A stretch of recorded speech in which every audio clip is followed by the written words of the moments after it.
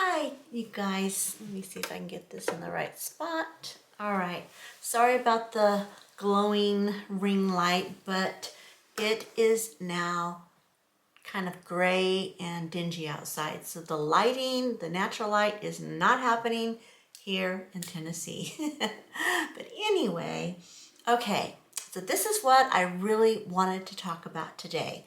Not to show you me going out and doing things and feeling great, but I wanted to take a moment, first of all, and thank you for tuning in. Thank you for clicking on the thumbnail.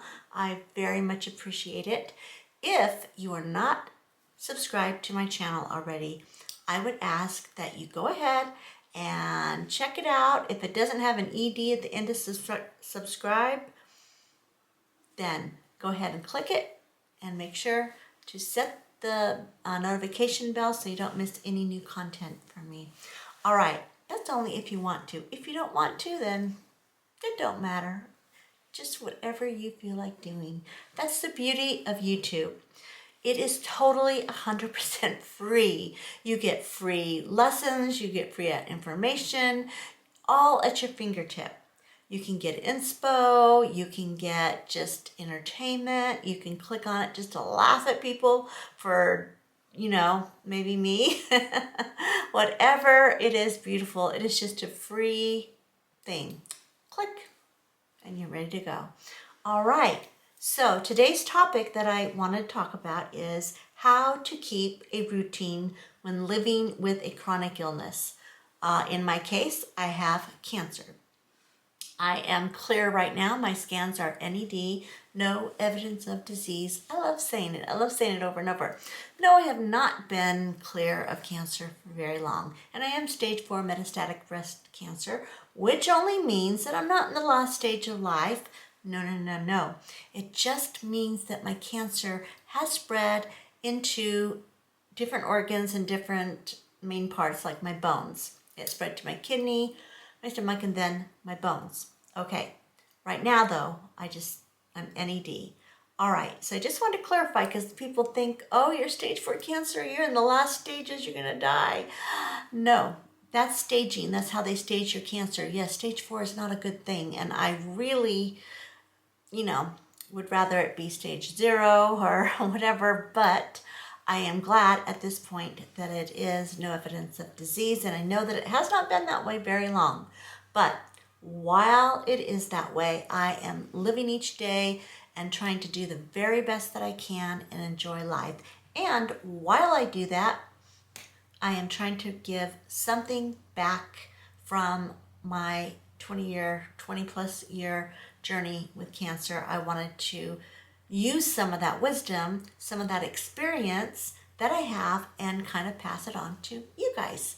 All right, now that I've said all that, let's get to it. I made some notes in my phone because I start talking and I go off and I start thinking of this and that, and who knows where it might lead. I don't know, but it won't lead to the points that I'm trying to make today. All right, so let's get down to it. I remember when I was, not too long ago, when I was in bed, I was doing treatments and I was having good days, bad days. I start feeling better right before the next cancer or chemo treatment, and then I would be, boom, down again. And I remember watching all of these New Year's intentions, what I'm going to do in the new year, create a new morning routine, how to create a routine to make you productive during the day. And I'd get all excited and I would take notes and I'd be like, okay, I'm gonna do this. And I would be really like feeling good at the moment.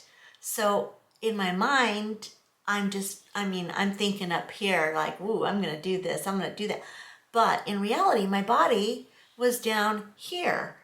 And so when I'd get like this trying to get to my goals and fail, boom, I would feel like a failure. Now, is that reasonable to feel like a failure because you physically could not do something? No, it is not reasonable. But In my case, it was an innate thing. It's like I like to make goals, I like to try for them, and then I can't do it. And no matter what the reason is that I can't do it, I feel like, oh, I'm a loser. I didn't do this.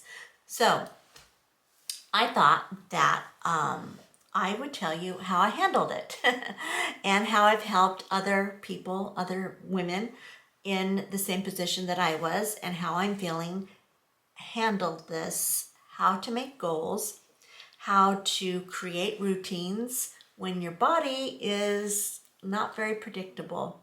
Because even now, it's like I have like a really bad night, I have bone pain, I have spine pain, and then the alarm goes off. And I'm like, I promised I would get up at a certain time every morning, and I hurt. I don't want to do anything but just go back to bed. So what do? I turn off the alarm and I go back to bed, and then I get up whenever, and my whole list of things that I wanted to do in a timely manner, I just threw out the door. Okay, so after a while, I started thinking, you know what? Why, number one, why do I do that to myself? Number two, there's got to be some love and grace to this whole goal setting thing, this routine thing that I need to do. And then I started thinking, do I even need to do this at all? I'm sick. I'm dying. I'm supposed to be dead.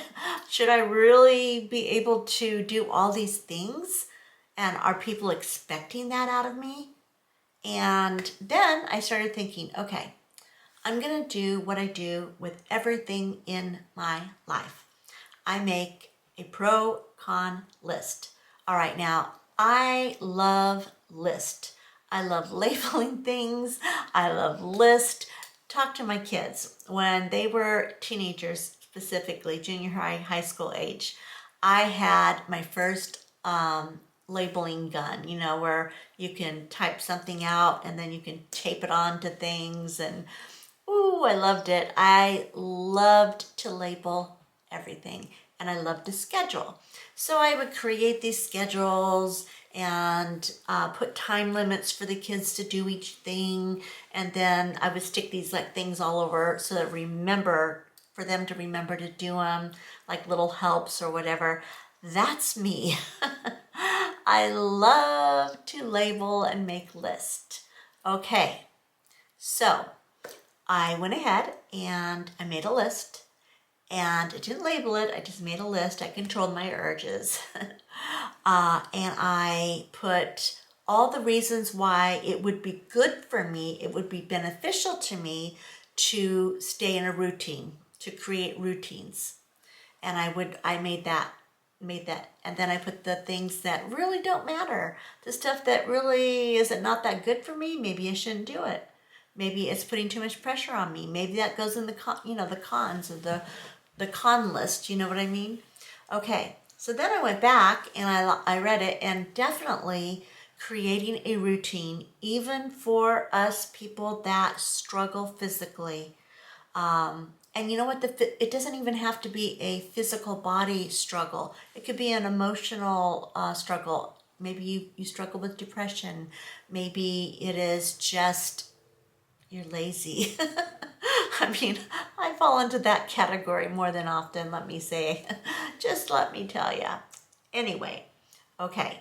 So I looked and it says it is a good thing to be in a routine, even if it's a teeny little routine that we cannot do that much in.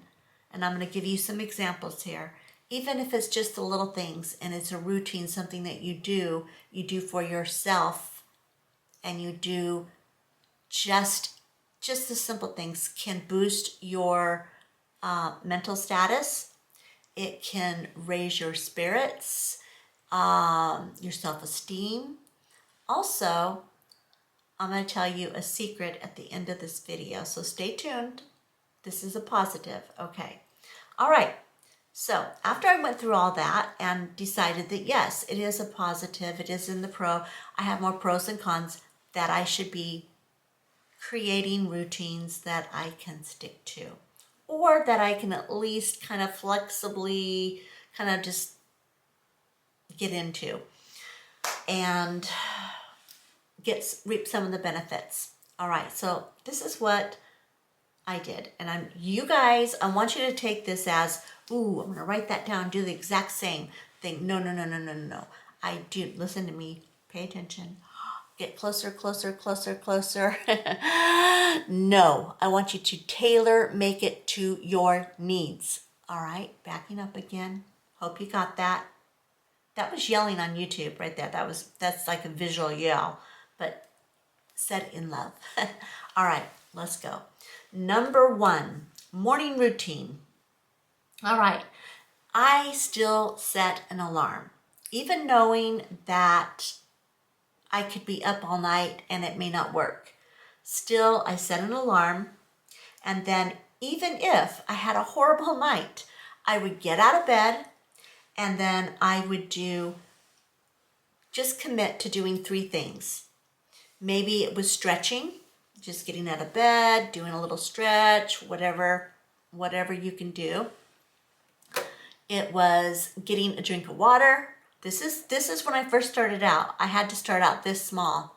All right, get a drink of water, walk back to the bedroom, maybe wash your face, whatever it is. Maybe your 3 things would be to stretch, get a cup of tea or coffee, and then read the morning newspaper. Or we don't really read newspapers anymore, but read your, go on your phone for 20, 30 minutes. Do your devotion, whatever it is. 3 things. 3 things that you think that you could really do. Something that is not too over the top, where you're kind of like, oh, I guess I could do that. And don't go with the mindset of this. Go with the mindset of maybe this and just a little higher.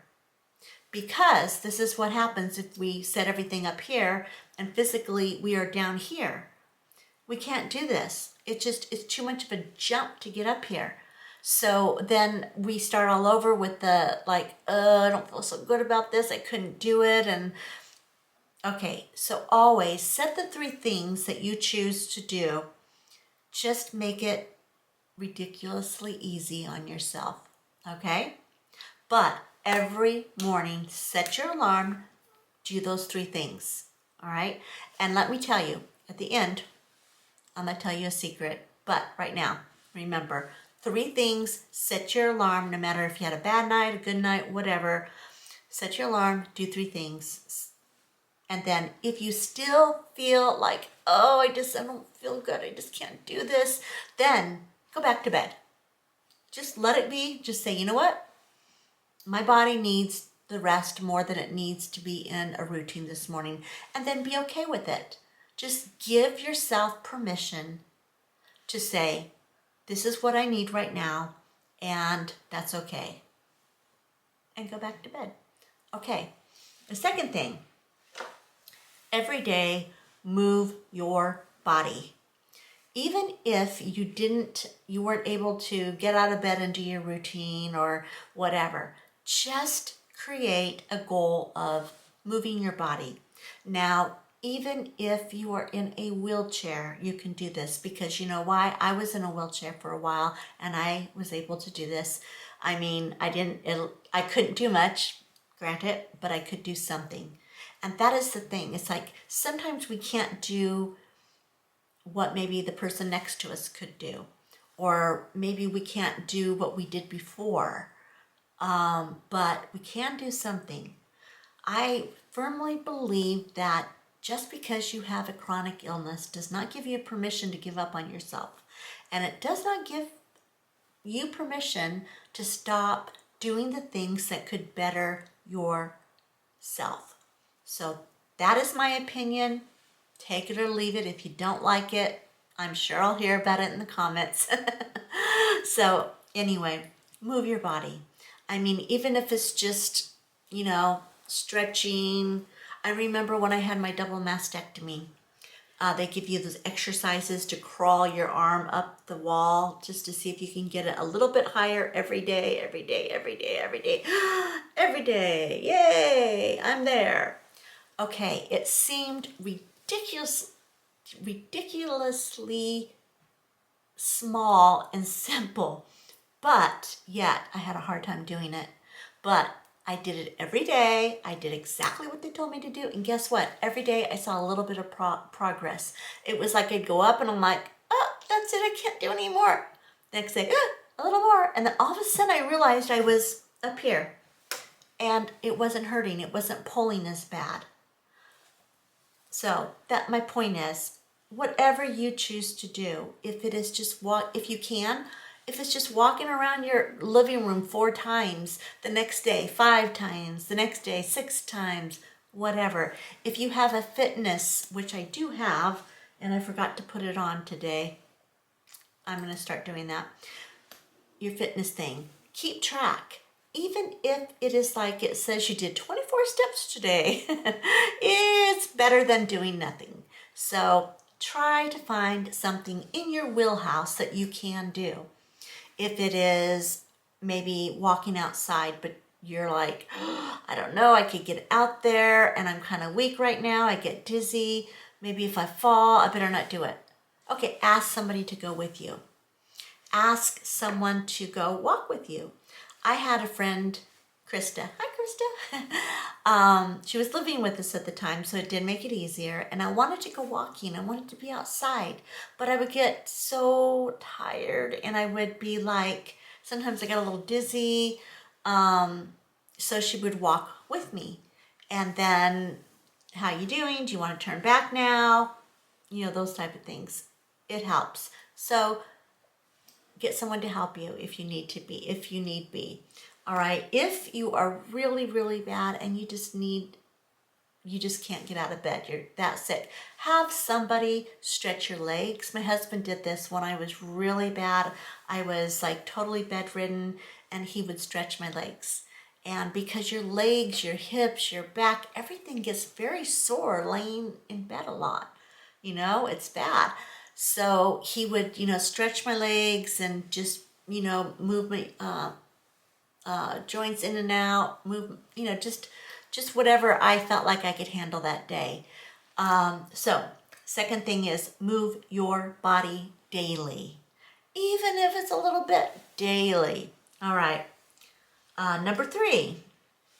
Now this one seems like a little bit of a kind of a weird one, but trust me, it helped me. It helped me eat better. It helped me feel better. It helped me feel like I was doing something that was bettering me. And that is eat whole foods that you can prepare yourself. All right. That means maybe cut up an apple and put some peanut butter on it, nut butter, whatever, and eat it. Open an orange. I mean, it doesn't have to be like, oh, I'm going to make this whole thing homemade. And no, if you can, then yeah, go for it. And if that's what you enjoy, go for it. But just pick out a whole food. If it means cutting up some veggies, cutting up a cucumber, a vegetable tray, just something. Prepare something for yourself that is healthy, that is good, that is something that is easy to do. I am going to make energy balls. I've been watching Josie over at Fashion Mumbler, and she does these energy balls that look so good. And, they're super easy, all in one bowl, and you put them in the refrigerator, no baking required. So I am going to do that for my healthy, little thing. That'll be tomorrow, and I'll film it for you. But do something that is good for you, preparing it for yourself. Cut up a salad, whatever. If you want to make bread in a bread maker, all you got to do is just put everything in and push go. That is a whole food, and that you do yourself. I mean, the list goes on. You guys get the drift, right? All right. Now, number 4, and this will be the last thing, is a bedtime routine. Yeah, prepare your mind to go to bed. Now, this is an important thing. If you've been in your pajamas or lounge clothes or whatever all day, sometimes it's just easy just to climb into bed. Now, you I know you guys do it too. Don't look at me that way. I do it. I know you guys do it too. You're just like, you're already comfortable. You're in soft pajama clothes. Why wash extra clothes, right? Just climb into bed. All right. This is important. Change your clothes. Even if you change into a new pair of pajamas, change your clothes. All right? Because studies show that mentally, when you change your clothes, like if you are working and you come home and you stay in the same clothes until bedtime, they say that you don't really feel like you have a break between getting off and going to bed. So they suggest that you come home, change out of your work clothes, put in whatever, then change into your pajamas and go to bed. Okay, so it's just a mental game, really, but it helps. So change into new pajamas, new clothes, into your pajamas, whatever your situation is. Wash your face. Wash your face. Treat yourself nice. Even if you don't do any rituals and stuff to create your most beautiful you, you can still wash your face. All right. Brush your teeth, obviously. Just have a routine. Whatever you do, do it every night. Every night you physically can. And then before you go to bed, maybe say watch TV till you fall asleep. Okay, and my daughter is calling me. One moment. Okay, I'm back. I'm sorry. My daughter and I talk for like hours, almost like every other night. She lives in Seattle, so we don't get to spend much time together, so we make a habit of FaceTiming and talking like forever. Ask my husband, he's like, you were on the phone for 2 hours with Summer. I'm like, sorry. Anyway, I digress. All right, so the last thing is creating a routine for yourself. If you are like in bed all day watching TV, it's hard sometimes to detach from that and fall asleep, especially if you've like slept like off and on during the daytime. I know that was me when I was really not doing so well. So try to just have a cutoff time where the TV goes off, and maybe you're not really sleeping. Maybe you can listen to music, listen to books on audio, you know, something other than the visual stimulation and stuff. And then, yeah, try to fall asleep at the same time every night. Try to wake yourself up in the morning at the same time. Even if you sleep during the day, try to do those two things because it does help. Okay, now here, for those who have lasted until the end, here is the big secret. If you do these things, I mean, really commit to doing these things, even the simplest little things, you are going to feel physically better. I promise you will.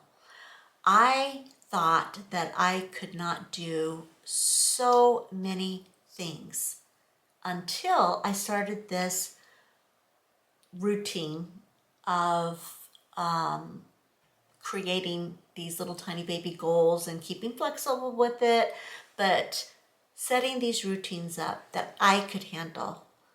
And I started feeling better about it. Well, guess what happened? Okay, so my first three things that I started out with, like in the morning, like stretching, washing my face, reading my devotion, that was it. I started doing, okay, replaced one of the things with getting dressed, looking cute, putting makeup on. I mean, those three things kept getting swapped out and swapped out and swapped out for more things, better things, more difficult things. And all of a sudden one day I thought, you know what? I am feeling so much better.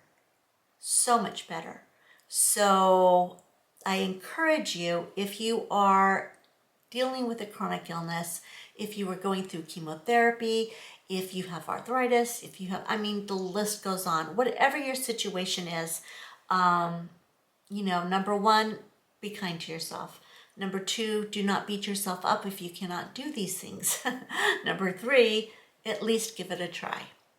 All right, now I'm going to end this video. I think I've been talking for way too long, and if you've made it to the end, put a thumbs up in the comment section below. I really appreciate it. And don't forget to subscribe. All right, you guys, I will catch you in the next one. I love you all. Thank you for watching, and I am out.